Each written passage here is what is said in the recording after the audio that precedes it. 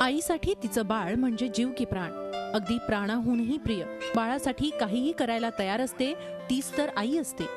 यवतमाळच्या कळंब तालुक्यातल्या बोरीमहाल गावातल्या या आईनंही तेच केलं. तिचं नाव ज्योत्स्ना चौधरी. प्रथमेश आणि तन्मय असे 2 तिच्या पोटचे गोळे. त्यातला छोटा तन्मय खेळता खेळता अंगणातल्या विहिरीत पडला.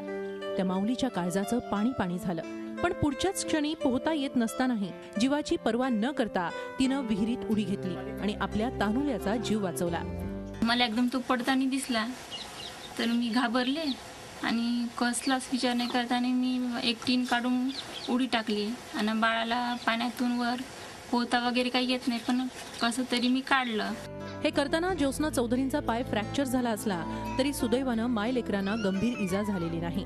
मी तर माझ्या पत्नीला असं समजतो का खूपच ती हिंमतवाली, खूप हे जीवाची पर्वा न करता आपल्या लेकरासाठी एवढं हे केलं, खूप अभिमान वाटते मला. आपल्या काळजाच्या तुकड्याला वाचवण्यासाठी एका आईनं आपल्या जीवाची बाजी लावली. म्हणून तर म्हणतात ना, आई म्हणजे काय असते?